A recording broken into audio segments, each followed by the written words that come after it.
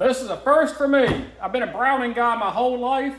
Just purchased my first RETAY towards the end of the season last year. This is actually going to do a little retroactive unboxing, but it's going to be a real one-year review. Let's take a look at it. First thing you're going to notice with the nice hard case is all the chokes it comes with. It actually comes with 5 different chokes, which is awesome. Gives you a lot of options there. I got it in the bottomland camo option here. I like darker guns in general where we hunt. We've got darker conditions. Beautiful gun. I've been shooting it since last October, and I can tell you these things shoot awesome.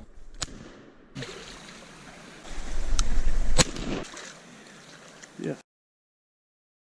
I did encounter some cycling issues with light loads. We'll get into that in just a minute, but first, let's assemble the gun out of the box and see what it looks like.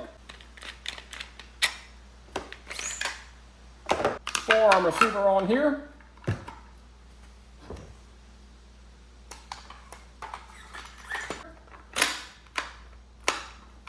That goes on nice and easy. Put our nut on the end. And there she goes. The Masai Mara. This is a fantastic shooting gun. I shot it all duck season, wore out the wood duck, shot a few mallards, even shot some geese that came in.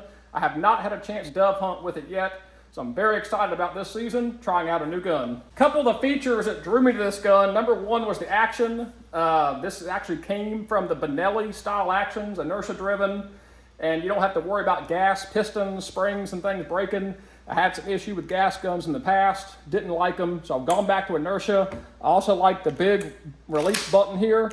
You can get your hand on that and grab it, especially if you're wearing gloves. I really like that feature. But the other thing that was pretty cool is how this whole trigger assembly just pops out of the bottom with the push of a button. You don't need any special tools or anything in the field to remove this trigger assembly. My Browning, I have to punch out pins in that A5. I think there's 2 or 3 pins in the A5. You punch it out to release this. All you have to do is push the button in, kind of pull the trigger up. You got to push it kind of hard, but you pull it up and the whole trigger assembly pops right out.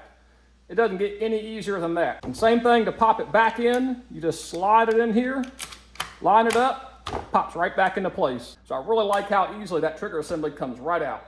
Comes with gun oil for the slide, comes with 5 chokes. I've already got one in the barrel here, and a really nice choke tube wrench as well. So everything you're gonna need, come out of the box, ready to go hunting. My only complaint thus far is I had a little bit of surprise when I went to go shoot skeet. This 20 gauge Masai Mara is very finicky to light loads, and I did not do enough research on that before I purchased it. If you go to the website, it is very clear about the dram requirements for these inertia guns and the minimum dram. So what does that mean? That means my cheap Federal 7/8 ounce, 1210 feet per second, well, they did not cycle. So I went and bought some high brass 1 ounce, thinking the weight might be the issue.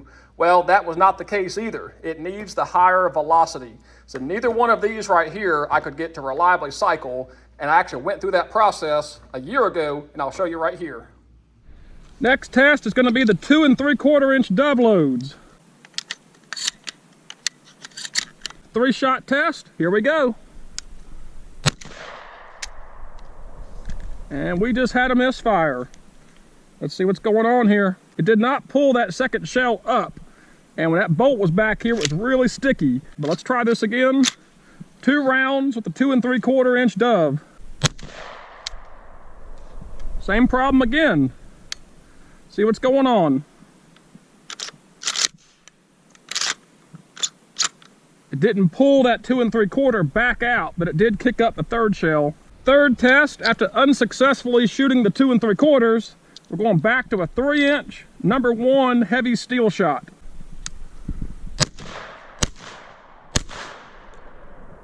No problems.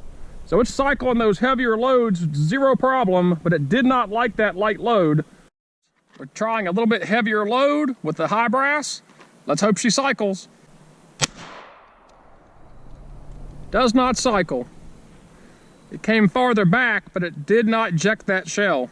So that's discouraging.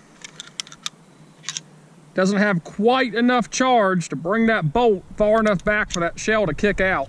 Back out here, it has been a minute since we started this video. As you can see, I had some cycling issues. It does look great out of the box. The gun is fantastic for 3-inch steel shot, no problem whatsoever.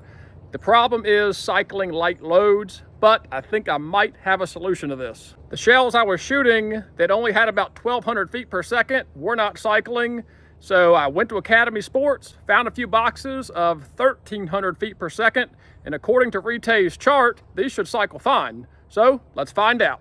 Monarch 7/8 ounce, 2 3/4. These are actually 1,300 feet per second, so a little bit higher velocity.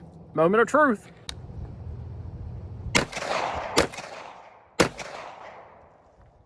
Ran all three, no problem.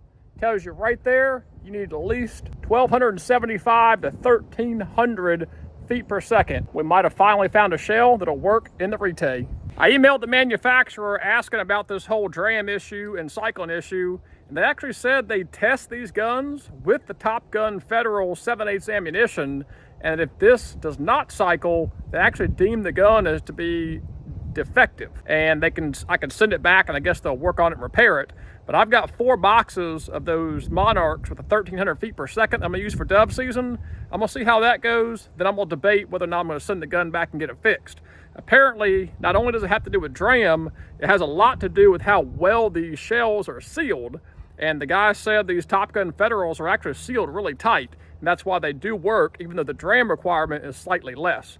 But for now, the Monarch, 1,300 feet per second, 7/8, should be good to go for dove season. So after all that frustration, trying to figure out what would cycle, what wouldn't cycle, I finally landed on these. Both of these are 1,300 feet per second. They say a 3 dram equivalent. They're actually a little over 3 dram, but the 1,300 feet per second, 7/8, number 8 shot, either in the Monarchs from Academy Sports or the AA from Bass Pro and Cabela's. Both of these have cycled flawlessly since switching to them. Buyer beware, you're not just going to be able to throw any light dove load in this gun and cycle it.